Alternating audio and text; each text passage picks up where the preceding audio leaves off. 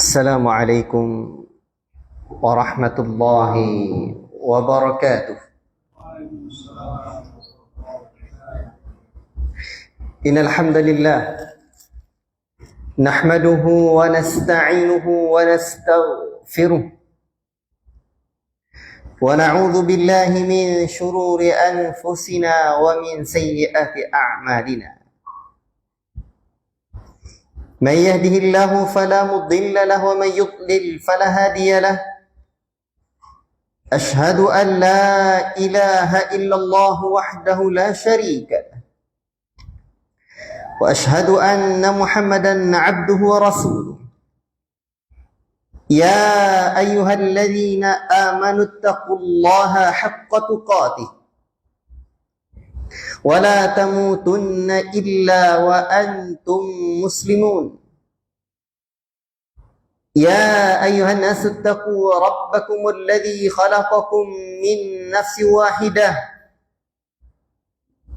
وخلق منها زوجها وبث منهما رجالا كثيرا ونساء واتقوا الله الذي تساءلون به والأرحام إن الله كان عليكم رقيبا. يا أيها الذين آمنوا اتقوا الله وقولوا قولا سديدا يصلح لكم أعمالكم ويغفر لكم ذنوبكم ومن يطع الله ورسوله فقد فاز فوزا عظيما. أما بعد فإن أصدق الحديث كتاب الله وخير الهدي هدي محمد صلى الله عليه وسلم وشر الأمور محدثاتها وكل محدثة بدعة وكل بدعة ضلالة وكل ضلالة في النار. أيها الإخوة barakallahu fikum. Syukur kita kehadirat Allah Rabbul Alamin, Allah Ta'ala yang senantiasa memberikan kita rahmat dan nikmatnya, sehingga pada kesempatan ini Allah Ta'ala karuniakan kita hadir di tempat yang paling mulia dan pada hari-hari yang dimuliakan oleh Allah Subhanahu wa Ta'ala, di mana Rasulullah sallallahu alaihi wasallam telah mengingatkan kita, telah mengajarkan kepada kita, ma min ayyamin, tiadalah hari-hari, al-amalu salihu fihinna, yang amal saleh padanya, ahabbu ilallahi, yang lebih dicintai oleh Allah Subhanahu wa Ta'ala, min hadhil ayyamil 'ashr, daripada 10 hari pertama bulan Dzulhijjah ini. Allahu Akbar. Dan kita sekarang sedang berada pada hari-hari tersebut. Maka amal soleh pada 10 awal bulan Dzulhijjah ini adalah amal soleh yang sangat dicintai oleh Allah Rabbul Alamin. Dan menuntut ilmu adalah bagian dari amal soleh. Al-ilmu la ya'diluhu syai' idza sahhat niyyah. Ilmu tidak ada yang menandinginya apabila kita lurus benar karena Allah Ta'ala niatnya. Apalagi ketika kita hadir dalam majelis ilmu, kita juga bisa berzikir. Maka ucapkanlah takbir, tahmid, tahlil tanpa mengganggu orang lain. Qalu, para sahabat bertanya, walal jihadu fi sabilillah, termasuk juga amal di dalam 10 pertama hari-hari awal bulan Dzulhijjah itu mengungguli pahala jihad ya Rasulullah. Rasul menyebutkan walal jihadu fi sabilillah, juga mengungguli amalan jihad di jalan Allah. Jihad adalah amalan yang luar biasa. Zirwatu sanamil Islam, puncak keislaman seseorang. Ia korbankan hartanya, ia korbankan waktunya. Ternyata amalan jihad, Masya Allah, amal di 10 awal bulan Dzulhijjah lebih utama daripada jihad. Illa rajul, melainkan Seseorang kharaja binafsihi wa malihi, orang yang keluar membawa dirinya dalam rangka berjihad, ia bawa dirinya dan hartanya, walam yarji' min dzalika bi syai', dan dia tidak pulang membawa apapun lagi. Dia pun juga enggak pulang. Artinya dia mati syahid. La ilaha illallah. Allahu akbar. Ikhwati fillah, barakallahu fikum. Berarti dapatlah kita maklumi bahwa beramal saleh pada hari ini, Masya Allah, luar biasa. Untuk itu, hendaklah kita memperbanyak amal ibadah kepada Allah Rabbul Alamin. Baik. Sahabat-sahabat yang saya cintai karena Allah Subhanahu wa taala, kita lanjutkan kajian kita dari kitab Ushulus Sunnah karya Al-Imam Ahmad bin Hanbal rahimahullahu taala. Pembahasan kita sebelumnya sudah berapa bulan?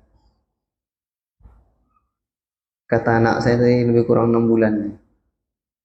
Ya, saya saja safar sampai ke Jawa 3 bulan. Kemudian di sini Syawal, Dzulqa'dah, belum lagi sebulan sebelumnya. Barakallahu fikum. Tapi alhamdulillah, dan pertemuan kita dalam kitab ini sudah pertemuan yang ke-12 ya. Saya tadi lihat rekamannya sudah 11. Dan pembahasan kita, kalau tidak khilaf, ya, pembahasan kita sekarang masuk kepada paragraf yang kedua dari kitab yang sangat diberikan keberkahan oleh Allah Rabbul Alamin ini. Ya, silakan yang punya kitabnya dibuka. Ya. Baik. Berkata Imam Ahmad bin Hanbal rahimahullahu taala di dalam kitabnya Ushulus Sunnah ini. Ada yang punya kitabnya? Coba lihat Ustaz. Di situ di halaman berapa? Coba dibacakan biar yang lain juga apa namanya?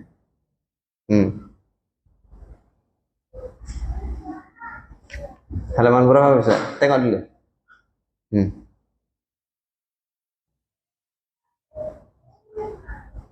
Ada yang terjemahan itu, coba lihat dia.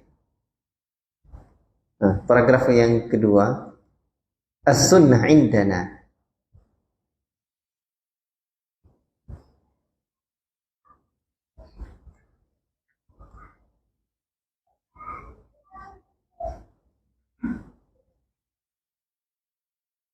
Sudah dapat Ustaz?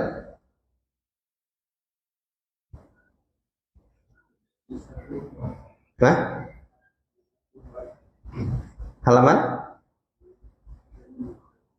Halaman 35. Siapa yang punya kitab selain beliau?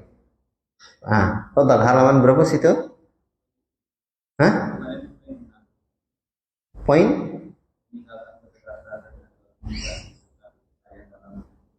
Meninggalkan perdebatan. Ada poin berikutnya? Apalagi poin itu?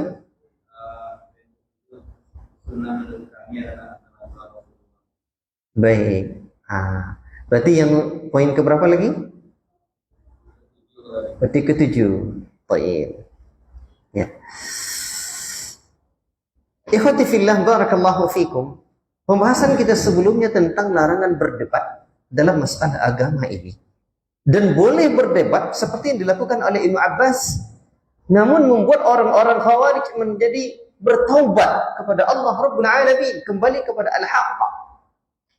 Kalau tidak akan tobat, contoh orang jangan berdebat. Diperkirakan dulu. Kalau awak nanti kiamat atau murtad jadi jangan berdebat. Baik, itu pembahasan sebelumnya, dan adab dan debat itu juga ada adabnya. Baik.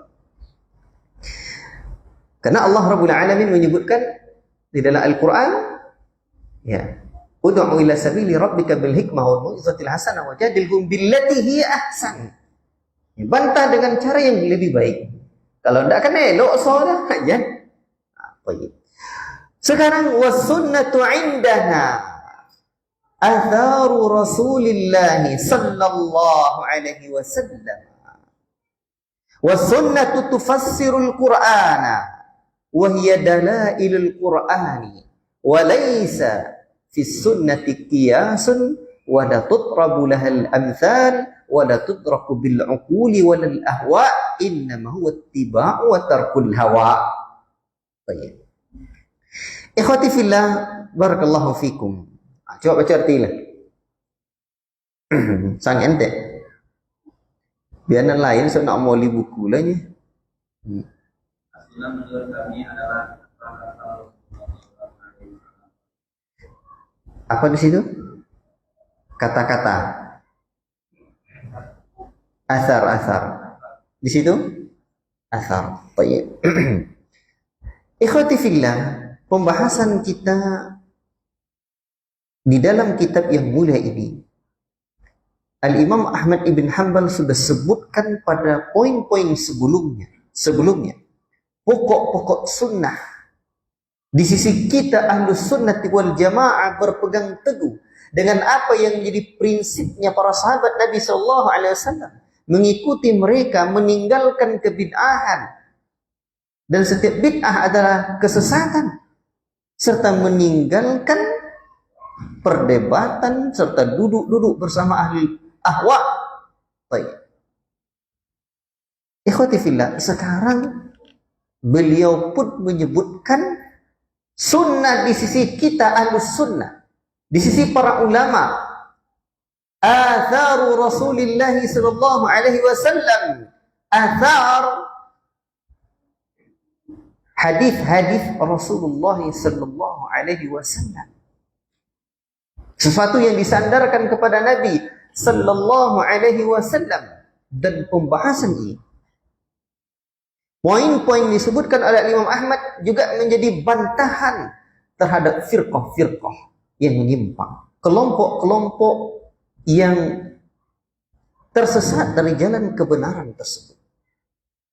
Maka poin ini adalah menjadi poin penting, menjadi prinsip Ahlussunnah wal Jamaah, di mana Ahlussunnah wal Jamaah berpegang teguh dengan Quran dan hadis-hadis Nabi sallallahu alaihi wasallam.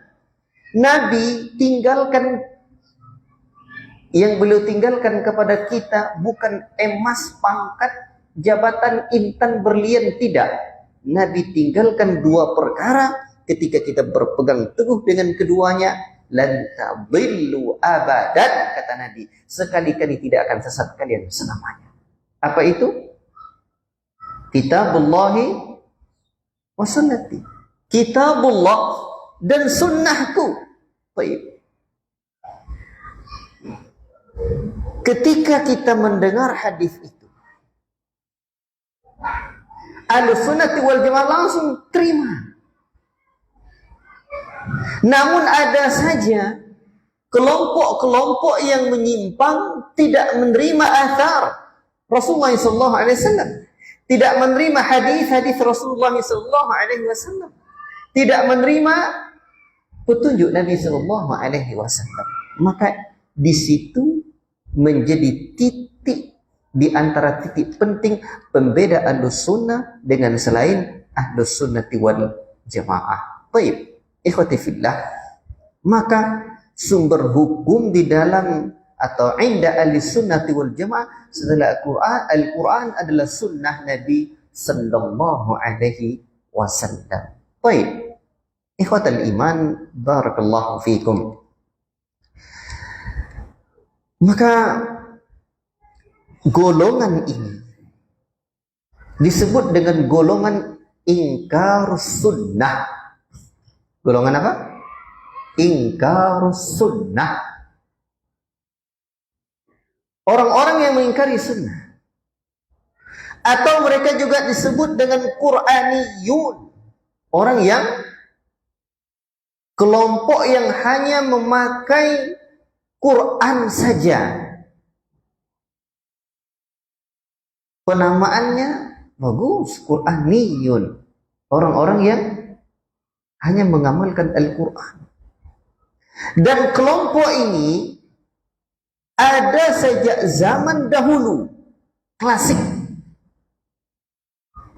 dan sampai hari ini juga masih ada. Maka untuk itu pemahaman-pemahaman sesat tetap harus dikanter. Dan kitab-kitab para ulama kita juga menerangkan bukan hanya tentang kebaikan tapi juga kebatilan agar kita tidak tertipu di dalamnya. Bahkan di negeri kita ini mereka juga berkembang, menulis buku, mengajar di universitas-universitas, bahkan di pesantren-pesantren, menyebarkan pemahaman-pemahaman yang sangat keliru ini. Ikhwati fillah, barakallahu fikum. Saya sebutkan dulu perkembangan mereka, atau saya sebutkan contoh-contoh pemikiran mereka, walaupun saya tidak sebutkan orang-orangnya. Baik. Dulu di antara peneliti ingkar sunnah Ustaz Hartana Ahmad Jais, hafizahullah, ayahnya Ustaz Hasan Al-Jaizi, hafizahullah ta'ala, beliau menyebutkan siapa saja tokoh-tokoh ingkar sunnah ini. Ya. Dan ternyata di antara pemahaman-pemahaman mereka, mereka mengatakan taat kepada Allah itu ghaib. Taat kepada Rasul, Rasul pun telah wafat. Oh, coba apa bayangkan. Taat kepada Allah, Allah ghaib. Taat kepada Rasul, Rasul pun sudah wafat. La ilaha illallah. Maka menurut mereka tidak ada jalan kedua-duanya untuk melaksanakan taat dengan arti yang sebenarnya. Taat pada Allah, Allah ghaib. Taat pada Nabi, Nabi lah wafat pula. Subhanallah amma yasifun. La ilaha illallah. Ikhwati fillah, barakallahu fikum. Dan mereka mengatakan bahwa Al-Quran ini adalah omongan Allah dan omongan Rasul. Mereka mengatakan omongan Allah dan omongan Rasul. Itu artinya taat kepada Allah dan taat kepada Rasul.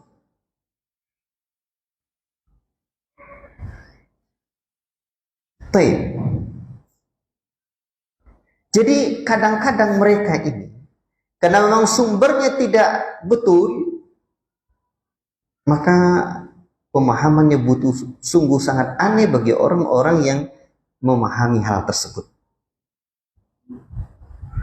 Dan dia mengatakan bahwa orang-orang yang meyakini hadis, nah itu orang yang meyakini bahwa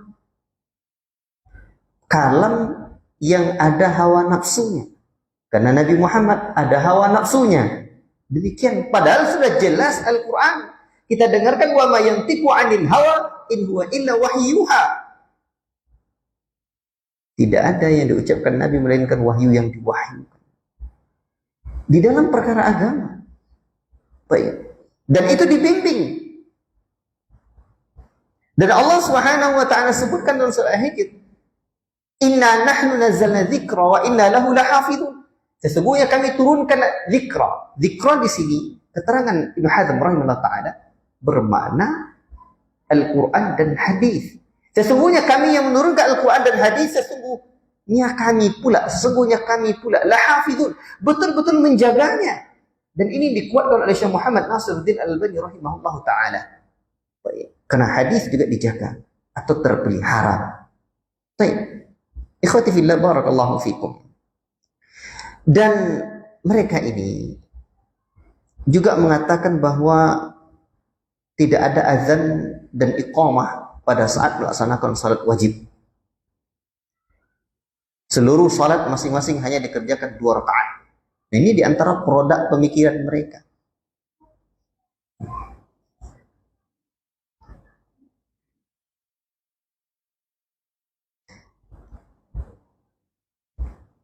Dan akhir dari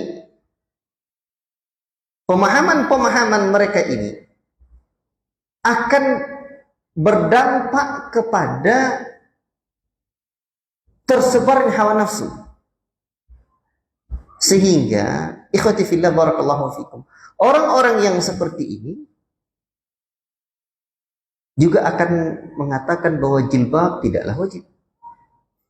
Orang-orang yang seperti ini juga mengatakan hal-hal yang aneh. Seperti mereka mengatakan bahwa tato tidaklah haram, babi tidaklah haram. La ilaha illallah. Nah, banyak sekali yang disebutkan di dalam tulisan ini, tetapi cukup. Karena syubhat-syubhat itu tidak perlu banyak disampaikan. Sekarang pembahasan yang perlu kita pahami bahwa inda ahli sunnati wal jamaah Al-Quran dan hadis adalah sumber hukum. Maka untuk itu yang perlu kita pahami ayyuhal ikhwah barakallahu fikum, hubungan antara Al-Quran dan sunnah atau fungsi dari hadis, fungsi dari sunnah itu sendiri. Satu, as-sunnah berfungsi sebagai penguat hukum yang ada di dalam Al-Quran Al-Karim. As-sunnah berfungsi sebagai penguat hukum yang sudah ada dalam Al-Quran Al-Karim. Sehingga dengan demikian, hukum tersebut yang awalnya ada dalam Al-Quran terus dijelaskan lagi oleh Nabi Sallallahu Alaihi Wasallam, berarti terdapat dua dalilnya. Ada dua dalilnya. Ada dalil dari Al-Quran dan ada dalil dari sunnah Nabi Sallallahu Alaihi Wasallam. Ya. Kita dapati misalkan perintah tentang mentauhidkan Allah, larangan berbuat syirik kepada Allah, berbakti kepada kedua orang tua, mendirikan salat, membayar zakat, berpuasa di bulan Ramadan, ibadah haji, ya, semua ini ada di dalam Al-Quran dan sunnah. Maka fungsi yang pertama sebagai penguat hukum yang sudah ada di dalam Al-Quran. Baik. Yang kedua, terkadang as-sunnah sebagai penafsir atau pemerinci hal-hal yang disebutkan secara global atau mujmal di dalam Al-Quran.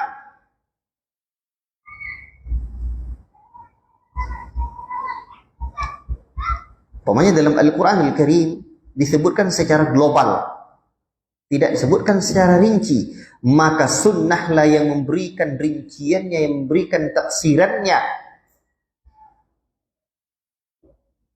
Contohnya, di dalam Al-Quran Al-Karim, Allah Subhanahu wa Ta'ala menyebutkan aqimis salat, dirikanlah salat. Tapi bagaimana tata cara salat? Tidak ada dalam Al-Quran Al-Karim. Adanya dalam praktek Nabi, dalam sabda Nabi, sallu kama ra'aitumuni usalli. Salatlah kalian sebagaimana tata caraku salat. Maka kita jumpai tata cara salat di dalam hadis-hadis Nabi Sallallahu Alaihi Wasallam. Maka alangkah sesatnya kaum Quraniyun, orang-orang ingkar sunnah, kalau hanya berpatokan dengan Al-Quran, bagaimana tata cara mereka salat? La ilaha illallah. Baik. Demikian pun dengan tata cara haji. Al-Quran Al-Karim menjelaskan secara mujmal. Tetapi Nabi Sallallahu Alaihi Wasallam mengatakan, "Lita'khudhu anni manasikakum." Hendaklah kalian ambil dariku tata cara salat kalian, tata cara haji kalian. Dan Nabi mempraktekkannya. Baik. Ini yang kedua, fungsi dari as-sunnah terhadap Al-Quran itu sendiri. Apa? Menjelaskan rincian yang mujmal di dalam Al-Quran, yang global di dalam Al-Quran. Berarti as-sunnah pemerinci. Yang ketiga, fungsi dari as-sunnah itu, terkadang as-sunnah menetapkan dan membentuk hukum yang terdapat di dalam Al-Quran Al-Karim.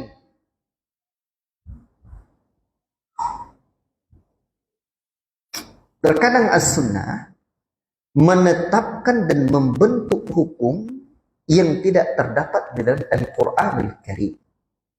Tidak ada dalam Al-Quran. Apa contohnya? Hukum memakan daging keledai itu. Hukum memakan daging binatang buas yang mempunyai taring. Burung yang mempunyai kuku tajam. Demikian juga tentang haramnya memakai pakaian sutra dan cincin emas bagi kaum lelaki. Semua ini disebutkan dalam hadis-hadis yang sahih. Tapi tidak ada dalam Al-Quran Karim. Apakah antara Al-Quran Karim dengan hadis bertentangan, saling kontradiksi? Tidak mungkin. Makanya Imam Syafi'i rahimahullah ta'ala menyebutkan apa-apa yang telah disunnahkan Rasulullah SAW yang tidak terdapat pada kitabullah, kata beliau, maka hal itu merupakan hukum Allah Ta'ala juga. La ilaha illallah. Allah Subhanahu wa Ta'ala bukankah sudah menyebutkan tugas Nabi, wa innaka latahdi ila siratim mustaqim, siratillahi alladhi lahu ma fis samawati wa ma fil ardh. Kata Allah, sesungguhnya Muhammad, ini tugas Nabi kita tercinta, benar-benar memberikan petunjuk kepada jalan yang lurus. Kalau dalam Al-Quran tidak ada hukumnya, tapi Nabi jelaskan dalam hadis. Bukankah itu adalah petunjuk yang menjadi tugas Nabi SAW untuk beliau sampaikan kepada umat ini? Dan Allah Ta'ala sebutkan juga ila siratim mustaqim, petunjuk kepada jalan yang lurus. Jalan yang lurus yang diajarkan Nabi itu Allah sebutkan siratillahilladzi, adalah jalan Allah juga yang memiliki langit dan bumi ini. Maka jalannya Nabi, petunjuknya Nabi adalah petunjuknya Allah. Jalan yang diajarkan Nabi adalah jalan yang diajarkan oleh Allah Rabbul Alamin. Ikhwati fillah, barakallahu fikum. Jadi Al-Quranul Karim kadang memang menetapkan satu hukum, ketetapan yang tidak ada dalam Al-Quran sama sekali. Dan ila bentuk mayyuti'ir rasulah faqad ata'allah. Barang siapa yang betul-betul taat kepada Rasul, maka sungguh dia taat kepada Allah Rabbul Alamin. La ilaha illallah. Ikhwati fillah, barakallahu fikum. Dulu ada sebuah kisah yang sungguh sangat menakjubkan, dan ini adalah manhajnya Ahlussunnati wal Jamaah dalam hal ini. Di dalam satu riwayat yang sahih dikeluarkan oleh Imam Bukhari dan Imam Muslim di dalam sahih keduanya, di mana ketika ada hadis yang menyebutkan la'anallahu al-washimati wal mustawshimat wal nasimat wal mutanammisat wal mutafallijat li husnil mutaghayyirat khalqallah. Jadi ketika hadis ini disampaikan oleh sahabat yang mulia Ibnu Abbas radhiyallahu ta'ala anhu tentang larangan membuat tato dan minta dibuat tato, sampailah kepada seorang wanita. Dalam kisah ini disebutkan fabalagha dzalika imra'atan min bani Asad yuqalu laha Ummu Ya'qub. Beliau bernama Ummu Ya'qub. Sampai kisah itu pada beliau, sampai laknat itu, sampai kabar bahwa Allah Ta'ala melaknat itu, melaknat orang yang minta ditato itu. Beliau pun berkata kepada Ibnu Abbas radhiyallahu ta'ala Abdullah bin Mas'ud, sahabat Nabi yang mulia yang bernama Abdullah bin Mas'ud. Kata beliau ini wa kanat taqra'ul Qur'ana. Beliau sudah membaca Al-Quran. Betul-betul dia kuasai Quran ini. Siapa yang ragu bahwa seorang sahabiat mulia tidak membaca Al-Quran, tidak mendalami Al-Quran? Lalu beliau bertanya, telah sampai kepadaku kabar bahwa engkau melaknat orang yang minta tato, bahwa Allah melaknat minta tato, ya, atau yang membuat tato. Tapi saya tidak menemukannya di dalam Al-Quran Al-Karim. Lalu apa kata Abdullah bin Mas'ud? Faqala Abdullah, wa ma liya la al'anu man la'ana Rasulullah sallallahu alaihi wasallam. Bagaimana pula tidak aku laknat orang-orang yang dilaknat oleh Rasulullah sallallahu alaihi wasallam? Wa huwa fi kitabillah. Dan itu ada dalam kitabullah. Kata Ibnu Mas'ud ini. Lalu faqalat imra'ah, berkata perempuan ini, laqad qara'tu ma baina lawhay al-mushaf fama wajadtuhu. Aku sudah membaca Al-Quran ini dari kulit ke kulitnya, dari kulit kanannya lah baca sampai kulit kiri, dari awal sampai akhir. Aku tidak menemukan larangan atau tidak menemukan dilaknatnya orang yang minta apa tersebut. La ilaha illallah. Tetapi Abdullah bin Mas'ud menyebutkan wa huwa fi kitabillahi. Ini ada di dalam kitabullah.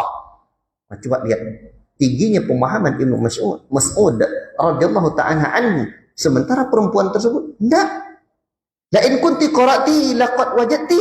Kalau betul-betul engkau wahai ibu membacanya, pasti engkau temukan larangan itu, engkau temukan laknat tersebut. Lalu qala Allah azza wa jalla, Ibnu Mas'ud radhiyallahu ta'ala anhu pun membawakan firman Allah Subhanahu wa ta'ala, wa ma ataakumur rasulu fakhudhuhu wa ma nahakum anhu fantahu. Ini dia. Ibnu Mas'ud menjelaskan ini larangan itu. Apapun yang dibawa oleh Rasul kepadamu, maka ambillah. Apapun yang dibawa oleh Rasul kepadamu berupa syariat ini, ambillah. Dan apapun yang dilarang Rasul darimu, fantahu, hentikan, tinggalkan larangan itu. Faqalat imra'ah, faqalat al-mar'ah, berkata perempuan ini, fa ini ara syai'an min hadha ala imra'atika al-an qala idhabi fadhuri. La ilaha illallah. Beliau pun memahami. Melihat, oh kalau ini ya saya dah lihat. La ilaha illallah. Tetapi di dalam riwayat ini disebutkan beliau tidak langsung mengatakan, ya, tidak langsung mengatakan oh iya. Nah, kemudian beliau baca lagi. Aku lihat lagi. Manakala pergilah lihat lagi. Lalu datang dia lagi. Apakah kamu juga tidak menemukannya? Faja'at ilaihi faqalat ma ra'aitu syai'an. Faqala ama law kana dzalika lam yujami'ha. La ilaha illallah. Ibnu Mas'ud pun mengajarkan bahwa kamu tidakkah juga menemukannya? Kita tidak boleh membedakannya, kita menggabungkannya. Sama Al-Quran dan hadis Nabi sallallahu alaihi wasallam. Maka hadis ini menjelaskan kisah Ibnu Mas'ud dengan Ummu Ya'qub ini. Ini menjelaskan kepada kita bahwa Ibnu Mas'ud menjelaskan bahwa kita tidak boleh membedakan antara Quran dan hadis Nabi sallallahu alaihi wasallam. Dan inilah kaidah besar di kalangan Ahlus Sunnati wal Jamaah, bahwa kita apapun yang tidak ada dalam Quran, ada dalam hadis, itu bagian dari firman Allah Subhanahu wa taala, wa ma ataakumur rasulu fakhudhuhu wa ma nahakum anhu fantahu. Baik, mungkin azan dulu ya. Belum ya? Baik. Berapa menit lagi? Baik. Ikhwati fillah, barakallahu fikum. Maka ketika ada orang-orang kita jumpai di lapangan, anda ada dalam Quran, dalam hadis. Bapak apa? Kalau sempat malang melintang seperti saya pernah punya pengalaman sedikit dalam hidup ini, baru jumpa. Kadang ngajinya Pak, itu tengah-tengah malam. Seingat saya baru mulai kajian itu jam 11 malam, itu paling cepat. Biasanya kita tunggu tetangga dulu hening, tidur. Itu mantap Pak.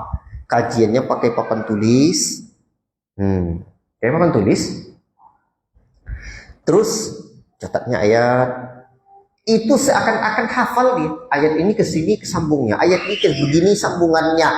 Di antara kajian yang diberikannya oleh kelompok-kelompok ini adalah bahwa siapapun di kalangan orang-orang beriman ini berbuat dosa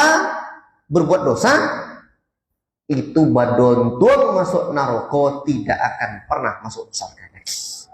Jadi siapapun yang dihisab, ya berat dosanya ketimbang pahalanya, dia gol masuk neraka, tidak akan kembali lagi masuk surga. Diuraikannya ayat-ayat, ini dalilnya, ini dalilnya. La ilaha illallah. Bagi mereka tidak ada orang-orang yang tahta masyiatillah. Bagi mereka iman yang kurang itu diazab juga dalam neraka. Padahal inda ahli sunnati wal jamaah, orang yang memiliki iman sebesar apapun dosanya itu nanti akan dihisab oleh Allah Subhanahu wa taala. Tapi dulu saya memang terkesima mendengarkan uraiannya yang luar biasa. Dan rata-ratanya Pak, ahli bid'ah, orang-orang yang selain dari ahli sunnah memang mengutamakan retorika. Makanya kalau ngaji kita di Masjid Nabawi zaman ayah handanya Syekh Abdul Razak, Syekh Abdul Muhsin Al-Ambad, retorika tak ada Pak. Sebagian para masyayikh, untung syekh-syekh yang datang ke Indonesia ini yang retorikanya bagus-bagus. Namun sebagian la ilaha illallah bikin kantuk. Tapi kalau kalangan ahli bid'ah, retorikanya mantap, luar biasa, memang memukau. La ilaha illallah. Tetapi yang disampaikannya kadang walaupun Quran, namun sangat keliru sekali. Allah Ta'ala alam bisawab. Barakallahu fikum. Saya kira saya azan dulu, setelah itu nanti kita sambung. Baik, alhamdulillah, ikhwati fillah, barakallahu fikum. Kita bersyukur kepada Allah Subhanahu wa taala. Kita diberikan oleh Allah Subhanahu wa taala hidayah untuk berpegang teguh dengan Quran dan Sunnah ini. Manakala kita tidak berpegang teguh dengan Al-Quran dan Sunnah Nabi Sallallahu Alaihi Wasallam serta jalan para sahabat, sumber kesesatan itu sangat-sangat banyak sekali. Bapak tahu yang lagi viral-viral sekarang kan? Ini contohnya. Apa contohnya? Inna maqali rahmata Indonesia. Ya kayak gitulah. Pak, Bapak tahu kami di rumah, saya di rumah dengan istri, mendengarkan ucapan-ucapan yang seperti itu, lamuan tahu dah. Tahu Pak? Mohon tahu. Sejak lama kami dengarkan yang seperti itu. Bahkan istri saya bisa menyebutkan orang-orangnya. Ini contohnya di kampung kita nih. Iya. Itulah modelnya. Bapak lihat di internet. Betul ya? La ilaha illallah. Dan klaimnya apa? Bahasanya bahasa menekat. Bahasa Biryani, bahasa Suryani, bahasa semut, bahasa jin. Acuh itu Pak, model-modelnya. Kadang yang saya dapati itu, Bapak tahu, saya sering cerita, guru dukun saya tidak kurang dari 14 orang. Wafarannya, semoga Allah ampuni saya. Jadi rata-rata tuk dukun itu seperti itulah kadang-kadang. Ada yang memang dari Al-Quran dia dapatkan, namun tak kamano-mano ado.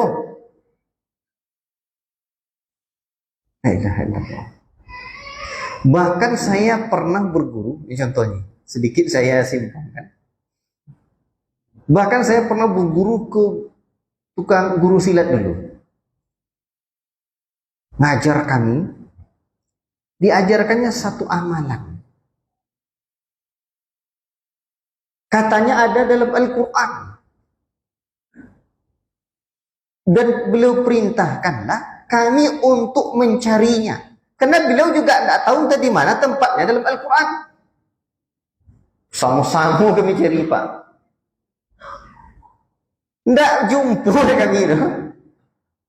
Tadi mano-mano tompe. La ilaha illallah. Begitulah modelnya. Allahul musta'an. Saya kadang mendengar itu memang mau ketawa kita, tetapi itu juga nyata pada di tempat kita, di daerah kita. Baik. Inilah kewajiban kita untuk menyebarkan dakwah tauhid. Kembali kita kepada permasalahan di mana Nabi Shallallahu Alaihi Wasallam beliau diberikan oleh Allah Subhanahu Wa Taala bukan hanya Al-Quran saja. Ya.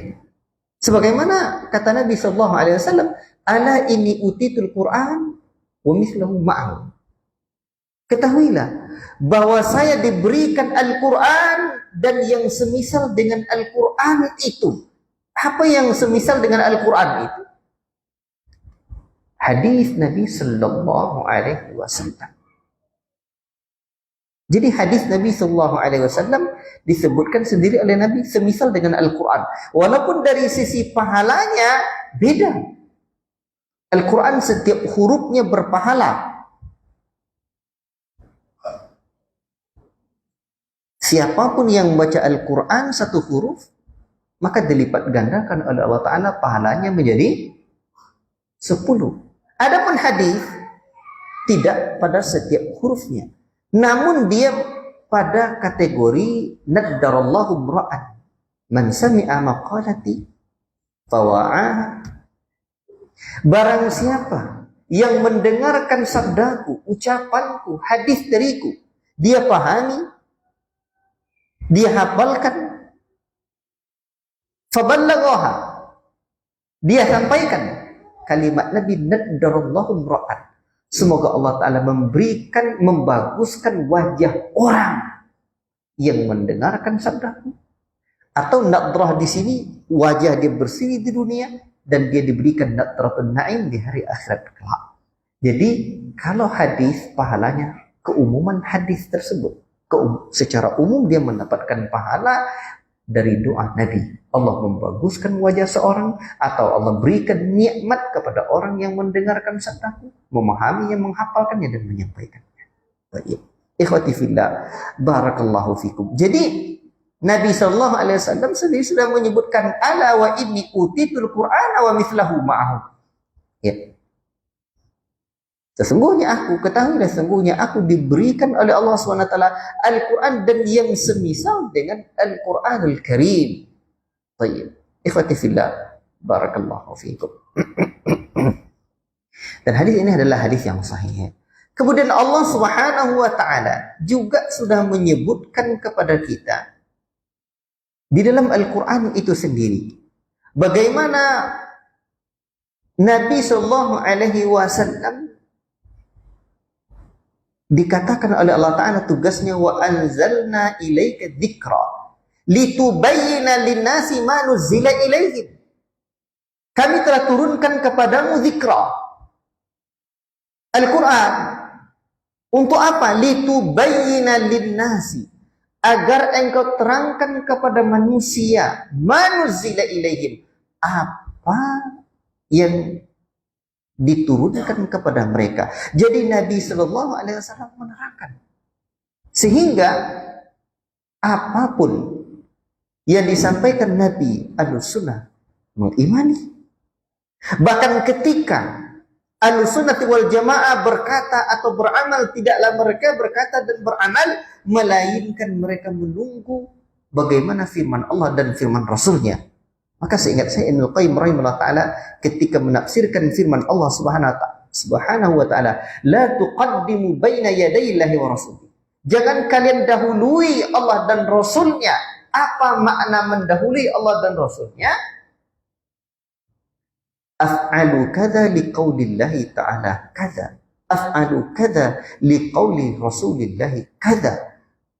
Jangan mendahului Allah dan Rasulnya, maknanya saya mengerjakan ini karena ucapan Allah begini, saya mengerjakan ini karena ucapan Rasul seperti ini. Ahlus-Sunnah tidak keluar dari ucapan Allah dan ucapan Rasulnya. Kalau keluar dari itu, itulah makna mendahului Allah dan Rasulnya. Baik. Ikhwatal iman, barakallahu fikum. Saudara-saudaraku yang kucintai karena Allah Subhanahu wa taala. Jadi disinilah kita berpegang. Ketika kita tidak berpegang di sini, maka kita terjatuh ke dalam pemahaman-pemahaman yang keliru. Baik. Was-sunnatu tufassirul Qur'ana. Sunnah menafsirkan Al-Quran. Ucapan Al-Imam Ahmad bin Hanbal. Lihat. Wa hiya dalailul Qur'an. Dalail, dia adalah dalailul Quran. Di situ apa terjemahannya? Wa hiya dalailul Quran. Apa terjemahannya? Dalailu. Fadhal.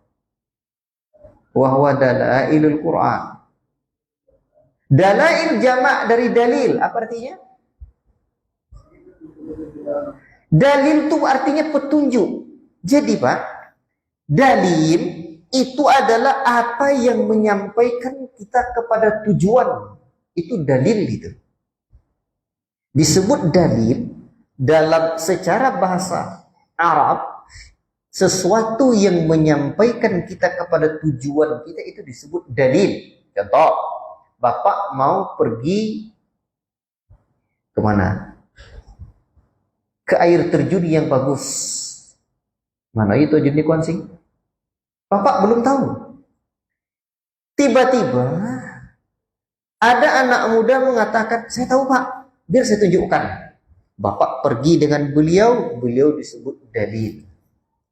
Secara bahasa yang menunjukkan jalan untuk sampai kepada tujuan.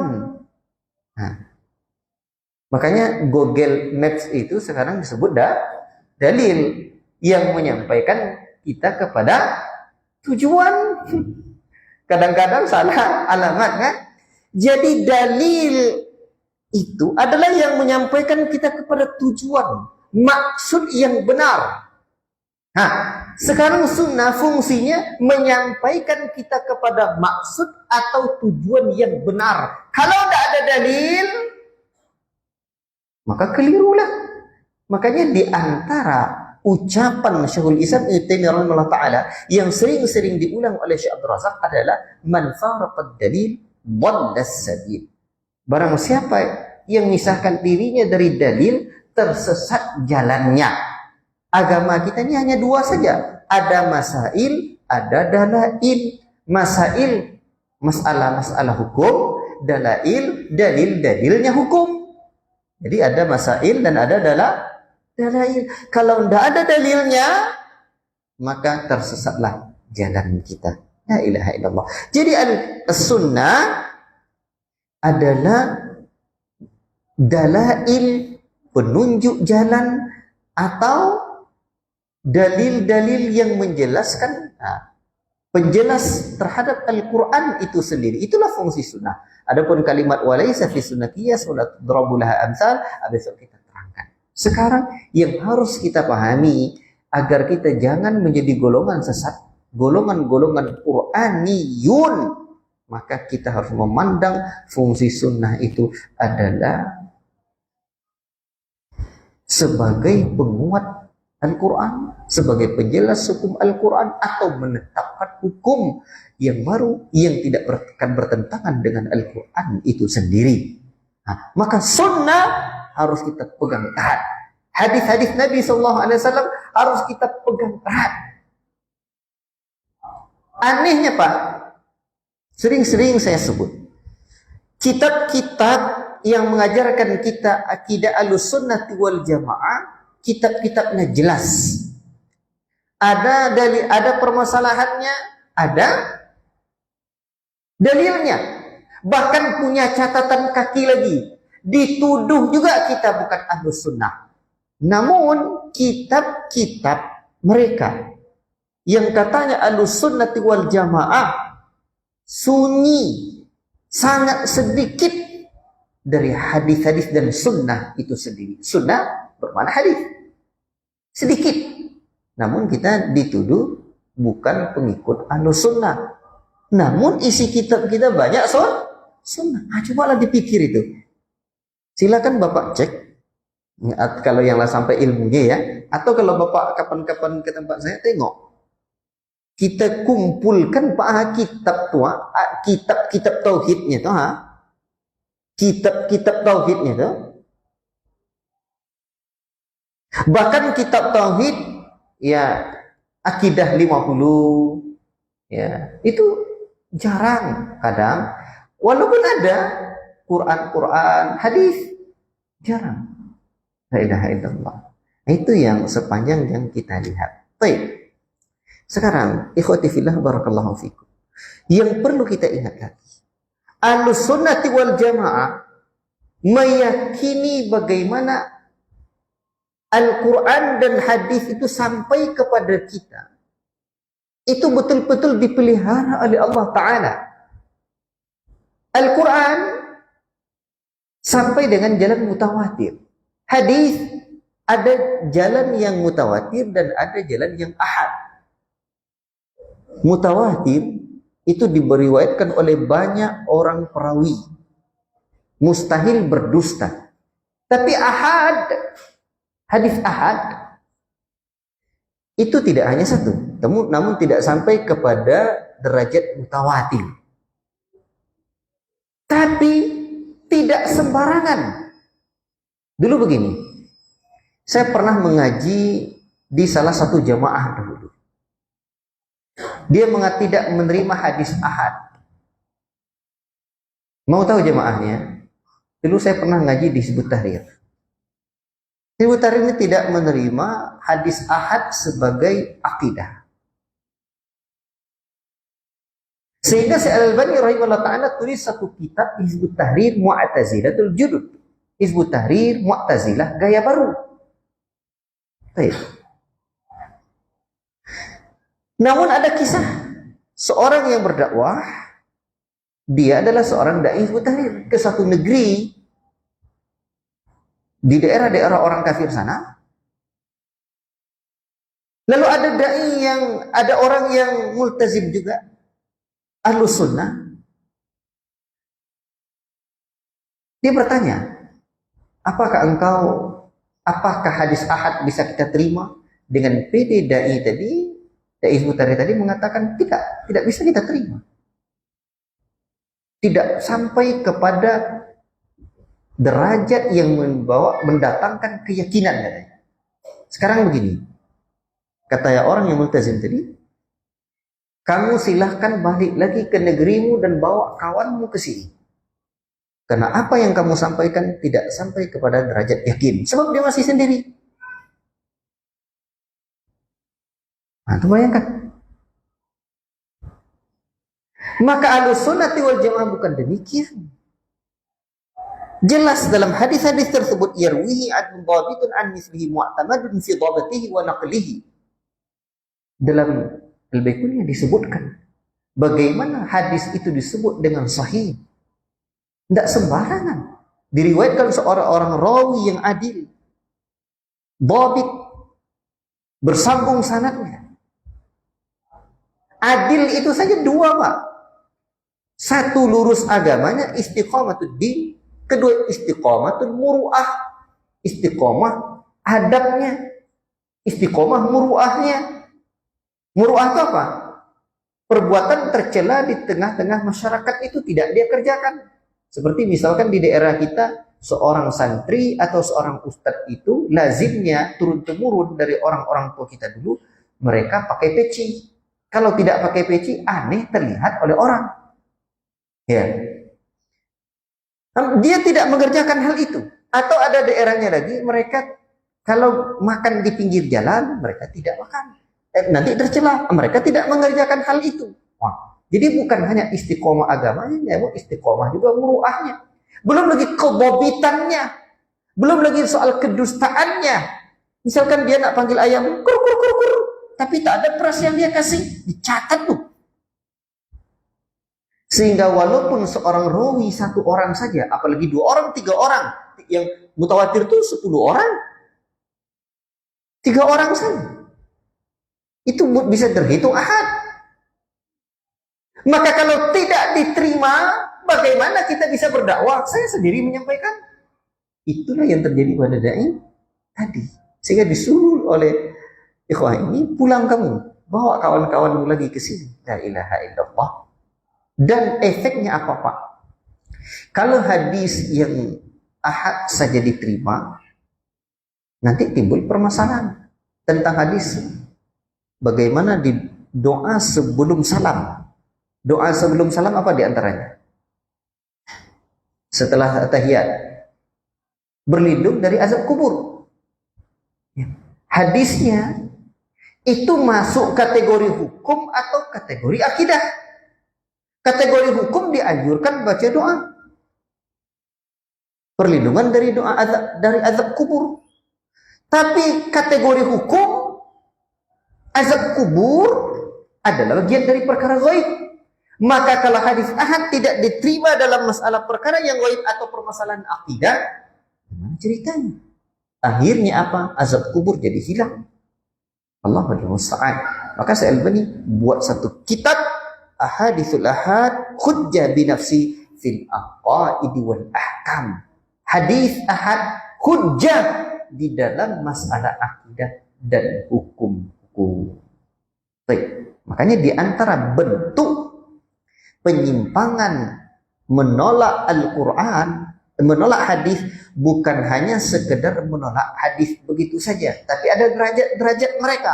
Mereka ada yang menolak hadis semuanya, ada juga yang menolak hadis ahad, mutawatir saja yang diterima. Ini juga bagian dari pengingkaran terhadap sunnah Nabi Sallallahu Alaihi Wasallam. Selama itu sahih, Ahlus Sunnah tetap menerimanya, baik itu adalah mutawatir ataupun juga ahad.